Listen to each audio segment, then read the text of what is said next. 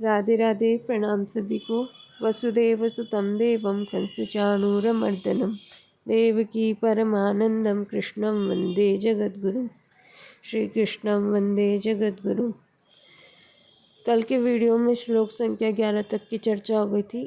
आज आगे 12वें श्लोक से। ये चैव सात्विका भावा राजसास्तामसाश्च ये मत्त एवेति तान् विद्धि न तो हम तेषु ते मयि। और तो क्या कहूँ, जितने भी सात्विक भाव हैं और जितने भी राजस तथा तामस भाव हैं वे सब मुझसे ही होते हैं, ऐसा उनको समझो, परंतु मैं उनमें और वे मुझ में नहीं हैं। व्याख्या। ये चैव सात्विका भावा राजसास तामसाश्च ये जो सात्विक राजस और तामस भाव हैं वो भी मेरे से ही उत्पन्न हुए हैं। इसका तात्पर्य यह हुआ कि सृष्टि मात्र में जो कुछ हो रहा है मूल में सबका आश्रय, आधार और प्रकाशक भगवान ही है, अर्थात सब भगवान से ही सत्ता स्फूर्ति पाते हैं। सात्विक राजस और तामस भाव भगवान से ही होते हैं, इसलिए इनमें जो कुछ विलक्षणता दिखती है वह सब भगवान की ही है। अतः मनुष्य की दृष्टि भगवान की तरफ ही जानी चाहिए, सात्विक आदि भावों की तरफ नहीं। यदि उसकी दृष्टि भगवान की तरफ जाएगी तो वह मुक्त हो जाएगा, और यदि उसकी दृष्टि सात्विक आदि भावों की तरफ जाएगी तो वह बंध जाएगा। सात्विक राजस और तामस इन भावों के गुण, पदार्थ और क्रिया मात्र के अतिरिक्त कोई भाव है ही नहीं। ये सभी भगवत स्वरूप ही है। यहाँ शंका होती है कि अगर ये सभी भगवत स्वरूप ही हैं तो हम लोग जो कुछ करें वह सब भगवत स्वरूप ही होगा। फिर ऐसा करना चाहिए और ऐसा नहीं करना चाहिए, यह विधि निषेध कहाँ रहा। इसका समाधान यह है कि मनुष्य मात्र सुख चाहता है, दुख नहीं चाहता। अनुकूल परिस्थिति विहित कर्मों का फल है और प्रतिकूल परिस्थिति निषिद्ध कर्मों का फल है। इसलिए कहा जाता है कि विहित कर्म करो और निषिद्ध कर्म मत करो। अगर निषिद्ध को भगवत स्वरूप मानकर करोगे तो भगवान दुखों और नरकों के रूप में प्रकट होंगे। जो अशुभ कर्मों की उपासना करता है उसके सामने भगवान अशुभ रूप से ही प्रकट होते हैं, क्योंकि दुख और नरक भी तो भगवान के ही स्वरूप हैं। जहाँ करने और न करने की बात होती है वही विधि और निषेध लागू होते हैं।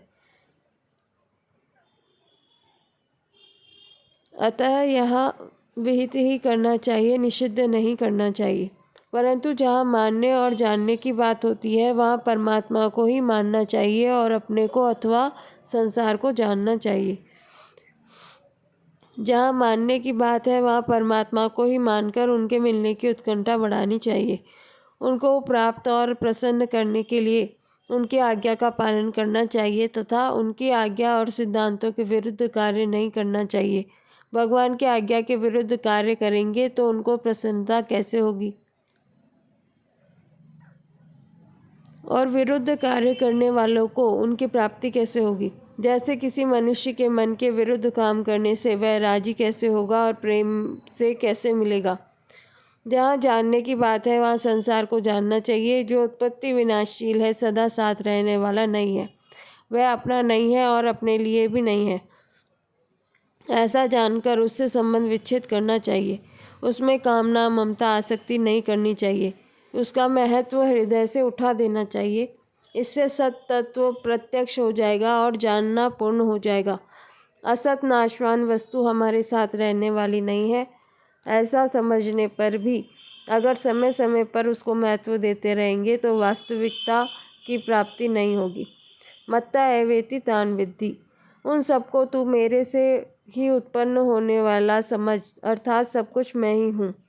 कार्य और कारण ये दोनों भिन्न दिखते हुए भी कार्य कारण से अपनी भिन्न एवं स्वतंत्र सत्ता नहीं रखता, अतः कार्य कारण रूप ही होता है। जैसे सोने से गहने पैदा होते हैं तो वे सोने से अलग नहीं होते, अर्थात सोना ही होते हैं। ऐसे ही परमात्मा से पैदा होने वाली अनंत सृष्टि परमात्मा से भिन्न स्वतंत्र सत्ता नहीं रख सकती। मत्ता एव कहने का तात्पर्य है कि अपरा और परा प्रकृति मेरा स्वभाव है, अतः कोई उनको मेरे से भिन्न सिद्ध नहीं कर सकता। 7वें अध्याय के परिशिष्ट रूप 9वें अध्याय में भगवान ने कहा है कि कल्प के आदि में प्रकृति को वश में करके मैं बार बार सृष्टि की रचना करता हूँ। और आगे कहते हैं कि मेरी अध्यक्षता में प्रकृति चराचर संसार को रचती है। ये दोनों बातें एक ही हुई। चाहे प्रकृति को लेकर भगवान रचना करे, चाहे भगवान की अध्यक्षता में प्रकृति रचना करे, इन दोनों का तात्पर्य एक ही है। भगवान रचना करते हैं तो प्रकृति को लेकर ही करते हैं, तो मुख्यतः भगवान की ही हुई प्रकृति की भगवान की अध्यक्षता में रचना प्रकृति भगवान की अध्यक्षता में रचना करती है, तो भी मुख्यतः भगवान की ही हुई। इसी बात को यहाँ कहा कि मैं संपूर्ण जगत का प्रभव और प्रलय हूँ। और इसका उपसंहार करते हुए कहते हैं कि सात्विक, राजस और तामस ये भाव मेरे से ही होते हैं। भगवान ने विज्ञान सहित ज्ञान कहने की प्रतिज्ञा करके जानने वाले की दुर्लभता बताते हुए जो प्रकरण आरंभ किया, उसमें अपरा और परा प्रकृति का कथन किया। अपरा और परा प्रकृतियों को संपूर्ण प्राणियों का कारण बताया, क्योंकि इनके संयोग से ही संपूर्ण प्राणी पैदा होते हैं। फिर अपने को इन अपरा और परा का कारण बताया। मत्तः परतरम नान्यत्। यही बात विभूतियों के वर्णन का उपसंहार करते हुए यहाँ कही है कि सात्विक, राजस और तामस भावों को मेरे से ही होने वाला जान। न तो हम तेषु ते मयि, मैं उनमें नहीं हूँ और वे मेरे में नहीं हैं। तात्पर्य है कि उन गुणों की मेरे सिवाय कोई स्वतंत्र सत्ता नहीं है, अर्थात मैं ही मैं हूँ, मेरे सिवाय और कुछ है ही नहीं। वे सात्विक, राजस और तामस जितने भी प्राकृत पदार्थ और क्रियाएं हैं, वे सब के सब उत्पन्न और नष्ट होते हैं, परंतु मैं उत्पन्न भी नहीं होता और नष्ट भी नहीं होता। अगर मैं उनमें से होता तो उनका नाश होने पर भी मेरा नाश नहीं हो पाता, परंतु मेरा कभी नाश नहीं होता, इसलिए मैं उनमें नहीं हूँ। अगर वे मेरे में होते तो मैं जैसा अविनाशी हूँ वैसे ही वे भी अविनाशी होते, परंतु वे तो नष्ट होते हैं और मैं रहता हूँ, इसलिए वे मेरे में नहीं हैं। जैसे बीज ही वृक्ष, शाखाएं, पत्ते, फूल आदि के रूप में होता है, परंतु वृक्ष, शाखाएं, पत्ते आदि में बीज को खोजेंगे तो उनमें बीज नहीं मिलेगा, कारण कि बीज उनमें तत्व रूप से विद्यमान रहता है। ऐसे ही सात्विक, राजस और तामस भाव मेरे में ही होते हैं, परंतु उन भावों में मेरे को खोजोगे तो उनमें मैं नहीं मिलूँगा, कारण कि मैं उनमें मूल रूप से और तत्व रूप से विद्यमान हूँ। अतः मैं उनमें और वो मेरे में नहीं है, अर्थात सब कुछ मैं ही मैं हूँ। जैसे बादल आकाश से ही उत्पन्न होते हैं, आकाश में ही रहते हैं और आकाश में ही लीन होते हैं, परंतु आकाश जो का त्यों निर्विकार रहता है। न आकाश में बादल रहते हैं और न बादलों में आकाश रहता है। ऐसे ही 8वें श्लोक से लेकर यहाँ तक जितनी विभूतियाँ बताई गई है, वे सब मेरे से ही उत्पन्न होती हैं, मेरे में ही रहती हैं और मेरे में ही लीन हो जाती हैं, परंतु वे मेरे में नहीं हैं और मैं उनमें नहीं हूँ। मेरे सिवाय उनकी स्वतंत्र सत्ता है और मेरे सिवाय उनकी स्वतंत्र सत्ता नहीं है। इस दृष्टि से सब कुछ मैं ही हूँ। तात्पर्य यह हुआ कि भगवान के सिवाय जितने सात्विक, राजस और तामस भाव अर्थात प्राकृत पदार्थ और क्रियाएं दिखाई देती है, उनकी सत्ता मानकर और उनको महत्ता देकर ये मनुष्य उनमें फंस रहे हैं। अतः भगवान उन मनुष्यों का लक्ष्य इधर कराते हैं कि इन सब पदार्थों और क्रियाओं में सत्ता और महत्ता मेरी ही है। विशेष बात, सत्वगुण, रजोगुण और तमोगुण से उत्पन्न होने वाले तरह तरह के जितने भाव हैं, वे सब के सब भगवान की शक्ति प्रकृति से ही उत्पन्न हैं, परंतु प्रकृति भगवान से अभिन्न होने के कारण इन गुणों को भगवान ने मत्ता एव मेरे से ही है होते हैं ऐसा कहा है। तात्पर्य यह है कि प्रकृति भगवान से अभिन्न होने से ये सभी भाव भगवान से उत्पन्न होते हैं और भगवान में ही लीन हो जाते हैं, पर परा प्रकृति ने इनके साथ संबंध जोड़ लिया, अर्थात इनको अपना और अपने लिए मान लिया। यही परा प्रकृति द्वारा जगत को धारण करना है, इसी से वह जन्मता मरता रहता है। अब उस बंधन का निवारण करने के लिए यहाँ कहते हैं कि सात्विक, राजस और तामस ये सब भाव मेरे से ही होते हैं। इसी रीति से 10वें अध्याय में कहा है, भवन्ति भावा भूतानां मत्त एव पृथग्विधा। अर्थात प्राणियों के ये अलग अलग प्रकार वाले भाव मेरे से ही उत्पन्न होते हैं और अहम सर्वस्य प्रभवो मत्तः सर्व प्रवर्तते। अर्थात सबका प्रभव मैं हूँ और सब मेरे में प्रवृत्त होते हैं। 15वें अध्याय में भी कहा है कि स्मृति ज्ञान आदि सब मेरे से ही उत्पन्न होते हैं। अतः स्मृति ज्ञानम अपोहनम च, जब सब कुछ परमात्मा से ही उत्पन्न होता है तब मनुष्य के साथ उन गुणों का कोई संबंध नहीं है। अपने साथ गुणों का संबंध न मानने से यह मनुष्य बनता नहीं, अर्थात वे गुण उसके लिए जन्म मरण के कारण नहीं बनते। गीता में जहाँ भक्ति का वर्णन है वहाँ भगवान कहते हैं कि सब कुछ मैं ही हूँ, सच सच्चा हम अर्जुना। और अर्जुन भी भगवान के लिए कहते हैं कि आप सत और असत भी हैं तथा उनसे पर भी हैं। सत सत परम यत। ज्ञानी प्रेमी भक्त के लिए भी भगवान कहते हैं कि उनकी दृष्टि में सब कुछ वासुदेव ही है। वासुदेवः सर्वम। कारण यह है कि भक्ति में श्रद्धा और मान्यता की मुख्यता होती है तथा भगवान में दृढ़ अनन्यता होती है। भक्ति में अन्य का अभाव होता है। जैसे उत्तम पतिव्रता को एक पति के सिवाय संसार में दूसरा कोई पुरुष दिखता ही नहीं, ऐसे ही भक्त को एक भगवान के सिवाय और कोई दिखता ही नहीं, केवल भगवान ही दिखते हैं। गीता में जहाँ ज्ञान का वर्णन है वहाँ भगवान बताते हैं कि सत और असत दोनों अलग अलग है। ना सतो विद्यते भावो ना भावो विद्यते सतः। ऐसे ही ज्ञान मार्ग में शरीर शरीरी, देह देही, क्षेत्र क्षेत्रज्ञ, प्रकृति पुरुष दोनों को अलग अलग जानने की बात बहुत बार आई है। जैसे प्रकृतिम पुरुषम चैव विद्यनादि उभावपि। क्षेत्र क्षेत्रज्ञ योर ज्ञानम, क्षेत्र क्षेत्रज्ञ संयोगात्, क्षेत्रम क्षेत्री तथा कृष्णम, क्षेत्र क्षेत्रज्ञ योरेव मंतरम ज्ञान चक्षुषा। कारण यह है कि ज्ञान मार्ग में विवेक की प्रधानता होती है, अतः वहाँ नित्य अनित्य, अविनाशी विनाशी आदि का विचार होता है और फिर अपना स्वरूप बिल्कुल निर्लिप्त है ऐसा बोध होता है। साधक में श्रद्धा और विवेक दोनों ही रहने चाहिए। भक्ति मार्ग में श्रद्धा की मुख्यता होती है और ज्ञान मार्ग में विवेक की मुख्यता होती है। ऐसा होने पर भी भक्ति मार्ग में विवेक का और ज्ञान मार्ग में श्रद्धा का अभाव नहीं है। भक्ति मार्ग में मानते हैं कि सात्विक, राजस और तामस भाव भगवान से ही होते हैं और ज्ञान मार्ग में मानते हैं कि सत्व, रज और तम ये तीनों गुण प्रकृति से ही होते हैं। सत्वम रजस्तम इति गुणा प्रकृति संभवा।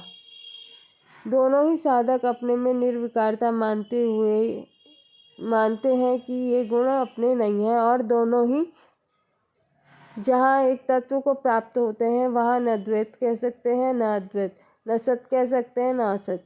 भक्ति मार्ग वाले भगवान के साथ अनन्य प्रेम से अभिन्न होकर प्रकृति से सर्वथा रहित हो जाते हैं और ज्ञान मार्ग वाले प्रकृति एवं पुरुष का विवेक करके प्रकृति से बिल्कुल असंबद्ध अपने स्वरूप का साक्षात अनुभव करके प्रकृति से सर्वथा संबंध रहित हो जाते हैं। परिशिष्ट भाव। मत्ता परतरम नान्यत् किंचिद अस्ति। इसका विस्तार करते हुए भगवान ने पिछले 4 श्लोकों में जो बात कही है और जो बात नहीं कही है वह सब की सब उपसंहार से भगवान ने इस श्लोक में कह दी। भगवान कहते हैं कि संपूर्ण सात्विक, राजस और तामस भाव मेरे से ही उत्पन्न होते हैं, मेरे में ही सत्ता स्फूर्ति पाते हैं, तथापि मैं इनमें नहीं हूँ और ये मेरे में नहीं है, अर्थात सब कुछ मैं ही मैं हूँ। अतः मेरी प्राप्ति चाहने वाले साधक की दृष्टि इन भावों की तरफ न जाकर मेरी तरफ ही जानी चाहिए। अगर वह उन भावों में ही उलझ जाएगा तो कभी मुक्त अथवा भक्त नहीं बन सकेगा। देखने, सुनने, समझने आदि में जो भी भाव आते हैं और जो नहीं आते वे सब के सब ये पद के अंतर्गत समझने चाहिए।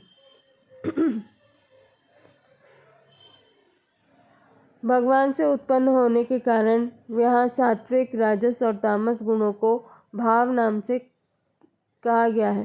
तात्पर्य है कि भगवान भाव रूप है, अतः उनसे भाव ही उत्पन्न होगा, अभाव कैसे उत्पन्न होगा। भगवान से उत्पन्न होने के कारण सब भाव भगवान के ही स्वरूप है। भवन्ति भावा भूतानां मत्त एव पृथग्विधा। तात्पर्य है कि शरीर, इंद्रिया, मन, बुद्धि से जो भी सात्विक, राजस और तामस भाव, क्रिया, पदार्थ आदि ग्रहण किए जाते हैं वे सब भगवान ही है। मन की स्फुरना मात्र चाहे अच्छी हो या बुरी भगवान ही है। संसार में अच्छा बुरा, शुद्ध अशुद्ध, शत्रु मित्र, दुष्ट सज्जन, पापात्मा पुण्यात्मा, जो कुछ भी देखने, सुनने, कहने, सोचने, समझने आदि में आते हैं वह सब केवल भगवान के ही है। भगवान के सिवाय कुछ भी नहीं है। अपना कुछ स्वार्थ रखें लेकिन इच्छा रखें तभी सात्विक, राजस और तामस ये तीनों भेद होते हैं। यदि अपना कुछ स्वार्थ न रखें और दूसरे के हित की दृष्टि रखें तो भगवान के ही स्वरूप है। इनको अपने लिए मानना, इनसे सुख लेना ही पतन का कारण है।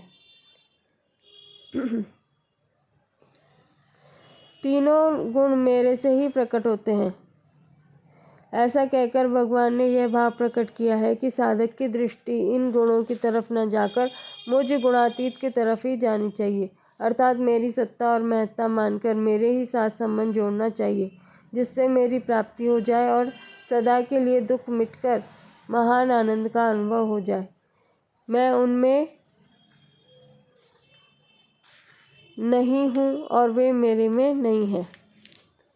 ऐसा कहकर भगवान ने यह भाव प्रकट किया कि अगर कोई मनुष्य मेरे को सत्ता और महत्ता न देकर सात्विक, राजस और तामस गुण, पदार्थ तथा क्रिया को सत्ता और महत्ता देकर उनके साथ संबंध जोड़ेगा तो वह मेरे को प्राप्त न होकर जन्म मरण में चला जाएगा।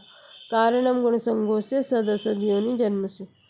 मत्ता एवं पदों का प्रयोग करके भगवान मानो यह कहते हैं कि तीनों गुण मेरे से ही होते हैं, फिर तुम मेरी तरफ न आकर गुणों में क्यों फंसते हो।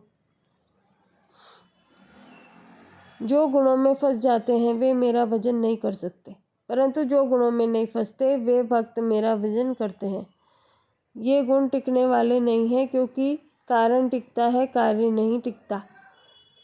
जैसे सोना टिकता है, गहने नहीं टिकते, मिट्टी टिकती है, घड़ा नहीं टिकता, ऐसे ही भगवान टिकते हैं, गुण नहीं टिकते। गुण तो परिवर्तनशील और मिटने वाले हैं, पर भगवान नित्य निरंतर जो के त्यों रहने वाले हैं। उनका न परिवर्तन होता है न नाश, इसलिए भगवान की प्राप्ति गुणों से ही होती है, प्रत्युत गुणों के संबंध विच्छेद से होती है। इसलिए भगवान की प्राप्ति गुणों से नहीं होती, प्रत्युत गुणों के संबंध विच्छेद से होती है। अतः तमोगुण को रजोगुण से और रजोगुण को सत्वगुण से जीतकर गुणों से अतीत होना चाहिए। यहाँ एक विशेष बात समझने योग्य है कि सगुण साकार भगवान भी वास्तव में निर्गुण ही है, क्योंकि वे सत्य, रज और तमोगुण से युक्त नहीं है, प्रत्युत ऐश्वर्य, माधुर्य, सौंदर्य, औदार्य आदि गुणों से युक्त है। इसलिए सगुण साकार भगवान की भक्ति को भी निर्गुण बताया गया है। जैसे मन्निष्ठम निर्गुणम स्मृतम, मन निकेतम तु निर्गुणम, निर्गुणो मद व्यपाश्रया, मत सेवायाम तु निर्गुणा। प्रश्न: जब सब कुछ भगवान ही है तो फिर सात्विक, राजस, तामस भाव त्याज्य क्यों है? उत्तर: जैसे जमीन में जल सब जगह रहता है पर उसका प्राप्ति स्थान कुआं है, ऐसे ही भगवान सब जगह है पर उसका प्राप्ति स्थान यज्ञ है। तस्मात् सर्वगतं ब्रह्म नित्यं यज्ञे प्रतिष्ठितम्। परंतु सात्विक, राजस, तामस भाव भगवान के प्राप्ति स्थान नहीं है, अर्थात इनके द्वारा भगवान की प्राप्ति नहीं होती, अतः ये साधक के लिए काम के नहीं है। इसलिए भगवान ने कहा है कि ये भाव मेरे से होने पर भी मैं इनमें और ये मेरे में नहीं है। जैसे बाजरी की खेती में बाजरी ही मुख्य होती है, पत्ती डंठल नहीं। किसान का लक्ष्य केवल बाजरी को प्राप्त करने का होता है। बाजरी को प्राप्त करने के लिए वह खेती को जल, खाद आदि से पुष्ट करता है, जिससे बढ़िया करने के लिए साधक को संसार की सेवा करनी चाहिए, जिससे बढ़िया बाजरी प्राप्त हो सके। ऐसे ही साधक का लक्ष्य भी केवल भगवान का होना चाहिए, संसार का नहीं। भगवान को प्राप्त महत्व बाजरी का है, पत्ती डंठल का नहीं। क्योंकि आरंभ में भी बाजरी रहती है और अंत में भी बाजरी रहती है। बाजरी प्राप्त करने के बाद जो शेष रहता है वह बाजरी से अलग न होने पर भी अपने लिए किसी काम की चीज़ नहीं है। बाजरी से अलग होने पर भी अपने लिए किसी काम की चीज़ नहीं है, प्रत्युत पशुओं के खाने की चीज़ है। ऐसे ही सात्विक राजस तामस भाव मूढ़ मनुष्यों के लिए हैं। ये तीनों ही भाव मनुष्यों को बांधने वाले हैं, इसलिए ये भाव भगवान के रूप होते हुए भी स्वयं के लिए नहीं है, प्रत्युत विवेक पूर्वक सांसारिक व्यवहार के लिए है। जैसे जहर भी भगवान का रूप है पर वह खाने के लिए नहीं है।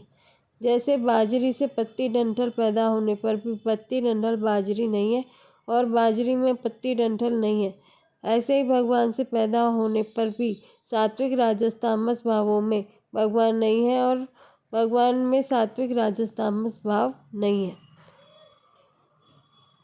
भगवान ने पहले 12वें श्लोक में कहा है कि ये सात्विक राजस और तामस भाव मेरे से ही होते हैं, पर मैं उनमें और वो मेरे में नहीं है। इस विवेचन से यह सिद्ध हुआ कि भगवान प्रकृति और प्रकृति के कार्य से सर्वथा निर्लिप्त है। ऐसे ही भगवान का शुद्ध अंश यह जीव भी निर्लिप्त है। इस पर यह प्रश्न होता है कि यह जीव निर्लिप्त होता हुआ भी बनता कैसे है। इसका विवेचन आगे के श्लोक में करते हैं। त्रिभिर्गुणमयैर्भावैरेवि सर्वमिदं जगत् मोहितं नाभिजानाति मामेभ्यः परमव्ययम्। किंतु इन तीनों गुण रूप भाव से मोहित यह संपूर्ण जगत प्राणी मात्र इन गुणों से अतीत अविनाशी मुझे नहीं जानता। व्याख्या। त्रिभिर्गुणमयैर्भावैरेवि परमव्ययम्। सत्व रज और तम तीनों गुणों की वृत्तियाँ उत्पन्न और लीन होती है। इसके साथ तादात्म्य करके मनुष्य अपने को सात्विक राजस और तामस मान लेता है, अर्थात उनका अपने में आरोप कर लेता है कि मैं सात्विक राजस और तामस हो गया हूँ। इस प्रकार तीनों गुणों से मोहित मनुष्य ऐसा मान ही नहीं सकता कि मैं परमात्मा का अंश हूँ। वह अपने अंशी परमात्मा की तरफ न देखकर उत्पन्न और नष्ट होने वाली वृत्तियों के साथ अपना संबंध मान लेता है। यही उसका मोहित होना है। इस प्रकार मोहित होने के कारण वह मेरा परमात्मा के साथ नित्य संबंध है इसको समझ ही नहीं सकता। यहाँ जगत शब्द जीवात्मा का वाचक है। निरंतर परिवर्तनशील शरीर के साथ तादात्म्य होने के कारण ही यह जीव जगत नाम से कहा गया है। तात्पर्य है कि शरीर के जन्मने में अपना जन्मना, शरीर के मरने में अपना मरना और स्वस्थ होने में अपना स्वस्थ होना मान लेता है। शरीर के बीमार होने पर बीमार होना और शरीर के स्वस्थ होने पर अपना स्वस्थ होना मान लेता है। इसी से ये जगत नाम से कहा जाता है। जब तक वह शरीर के साथ अपना तादात्म्य मानेगा तब तक यह जगत ही रहेगा, अर्थात जन्मता मरता ही रहेगा, कहीं भी स्थायी नहीं रहेगा। गुणों की भगवान के सिवाय अलग सत्ता मानने से ही प्राणी मोहित होते हैं। अगर वे गुणों को भगवत स्वरूप माने तो कभी मोहित हो ही नहीं सके। तीनों गुणों का कार्य जो शरीर है, उस शरीर को चाहे अपना मान ले चाहे अपने को शरीर मान ले, दोनों ही मान्यताओं से मोह बड़ा होता है। शरीर को अपना मानना ममता हुई और अपने को शरीर मानना अहमता हुई। शरीर के साथ अहमता ममता करना ही मोहित होना है। मोहित हो जाने से गुणों से सर्वथा अतीत जो भगवत तत्व है उसको नहीं जान सकता। यह उस भगवान को तभी जान सकता है जब त्रिगुणात्मक शरीर के साथ इसकी अहर्ता ममता मिट जाती है। यह सिद्धांत है कि मनुष्य संसार से सर्वथा अलग होने पर ही संसार को जान सकता है और परमात्मा से सर्वथा अभिन्न होने पर ही परमात्मा तत्व को जान सकता है। कारण इसका यह नहीं है कि त्रिगुणात्मक शरीर से यह स्वयं सर्वथा भिन्न है और परमात्मा के साथ यह स्वयं सर्वथा अभिन्न है। अस्वाभाविक में स्वाभाविक भाव होना ही मोहित होना है, जो प्रतिक्षण नष्ट होने वाला तथा तीनों गुणों से परे है, अत्यंत निर्लिप्त है और नित्य निरंतर एक रूप रहने वाले हैं। ऐसे परमात्मा स्वाभाविक है।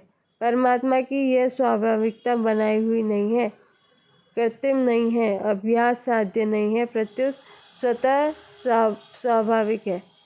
परंतु शरीर तथा संसार में अहमता ममता अर्थात मैं और मेरा भाव उत्पन्न हुआ है एवं नष्ट होने वाला है, यह केवल माना हुआ है, इसलिए यह अस्वाभाविक है। इस अस्वाभाविक को स्वाभाविक मान लेना ही मोहित होना है, जिसके कारण मनुष्य स्वाभाविकता को समझ नहीं सकता। जीव पहले परमात्मा से विमुख हुआ या पहले संसार के सम्मुख हुआ? इससे दार्शनिकों का मत है कि परमात्मा से विमुख होना और संसार से संबंध जोड़ना ये दोनों अनादि हैं, इसका आदि नहीं है। अतः इनमें पहले या पीछे की बात नहीं कही जा सकती। परंतु मनुष्य यदि मिली हुई स्वतंत्रता का दुरुपयोग न करे, उसे केवल भगवान में ही लगाना शुरू कर दे, तो वह संसार से ऊपर उठ जाता है, अर्थात इसका जन्म मरण मिट जाता है। इससे यह सिद्ध होता है कि यह मनुष्य प्रभु की दी हुई स्वतंत्रता का दुरुपयोग करके नष्ट होने वाले पदार्थों में उलझ जाने से वह परमात्मा तत्व को जान नहीं सकता। परमाव्ययम, इस पद से भगवान कहते हैं कि मैं इन गुणों से पर हूँ, अर्थात इन गुणों से सर्वथा रहित, असंबद्ध, निर्लिप्त हूँ। मैं न कभी किसी के गुण से बंधा हूँ और न किसी गुणों के परिवर्तन से मेरे में कोई परिवर्तन होता है। ऐसे मेरे वास्तविक स्वरूप को गुणों से मोहित प्राणी नहीं जान सकते। परिशिष्ट भाव। जो मनुष्य भगवान को न देखकर सात्विक, राजस और तामस भावों को ही देखता है, उनका भोग करता है, सुख लेता है, वह उन भावों से मोहित हो जाता है, अर्थात भगवान की दुरत्य गुणमयी माया से बन जाता है और फलस्वरूप बार बार जन्मता मरता है। तात्पर्य है कि सात्विक, राजस और तामस भाव, कर्म, पदार्थ, काल, स्वभाव, गुण आदि अनित्य है और भगवान नित्य है। जो अनित्य का भोग करते हैं वे बन जाते हैं, परंतु जो अनित्य का त्याग करके नित्य स्वरूप भगवान का आश्रय लेते हैं वे मुक्त हो जाते हैं। इस श्लोक में जीवात्मा के लिए जगत शब्द आया है। इसका तात्पर्य है कि जिसकी सत्ता विद्यमान है ही नहीं, उसको सत्ता और महत्ता देकर उससे संबंध जोड़ने से जीव भी जगत का हो जाता है, चेतन भी जड़ हो जाता है, उत्कृष्ट परा प्रकृति भी निकृष्ट अपरा प्रकृति बन जाती है। जीव जगत के उत्पत्ति विनाशकों को अपना उत्पत्ति विनाश, जगत के लाभ हानि को अपना लाभ हानि मान लेता है। जैसे मनुष्य कामना के साथ अभिन्न होकर कामात्मान अर्थात कामना का रूप हो जाता है और भगवान के साथ अभिन्न होकर मनमया अर्थात भगवत रूप हो जाता है, ऐसे ही जीव जगत के साथ अभिन्न होकर जगत रूप हो जाता है। फर्क यही है कि भगवत रूप से वह नित्य है, पर कामना रूप से या जगत रूप से वह अनित्य है। जीव ने भगवान के सिवाय दूसरी सत्ता को माना, सत्ता मानकर उसको महत्व दिया, महत्व देकर उसके संबंध जोड़ा और संबंध जोड़कर अपनी स्वतंत्र सत्ता का अभाव कर लिया, इसलिए वह जगत बन गया। जो केवल जगत की सत्ता को मानता है वह अपनी सत्ता से विमुख होकर जगत हो जाता है, जो अवास्तविक है, और जो केवल भगवान की सत्ता को मानता है वह अपनी स्वतंत्र सत्ता की मान्यता को मिटाकर भगवान हो जाता है। मम साधर्ममागता।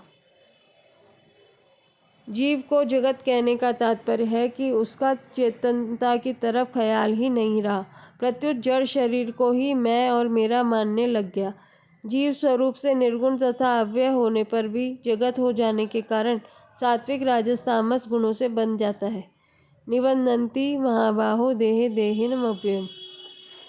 वास्तव में अलौकिक परमात्मा का अंश होने से जीव भी अलौकिक होता है, पर लौकिक जगत को पकड़ने से वह भी लौकिक हो जाता है। अहम से लेकर पृथ्वी तक सब अपरा प्रकृति है। अतः जैसे पृथ्वी जड़ है ऐसे ही अहम भी जड़ है।